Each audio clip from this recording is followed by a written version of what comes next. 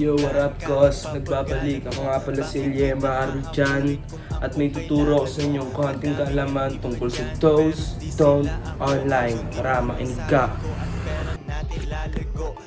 Number 1, Do's.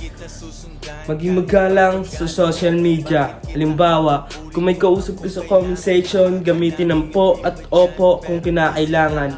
At iwasan ng pagmumura, tropa. Masama yan, ha? Number 1, Do's. Huwag magkakalat ng fake news. Halimbawa, huwag basta-basta mag-share ng mga post na nagsasabi magkaka-lockdown bukas kung wala namang official na anunsyo. Ha? Huwag magkakalat ng fake news, ha? Number 2, Do's. Pag-isip muna bago mag-post. Bago ka mag-post ng isang opinion tungkol sa isang issue, mag-isip ka muna kung makakasakit ba to sa iba o kung totoo ang impormasyon.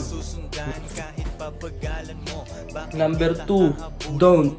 Huwag mag-click ng kahinahilalang link na sinend sa'yo.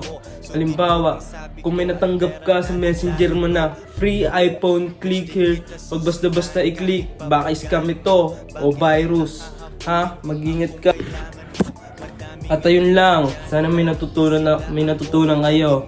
At ulitin ko, ako nga pala si Yema Arjan, tagahatid ng konting kaalaman, kaya inyong suportahan. Papagalan mo, bakit kita hahabulin kung akong kailangan mo?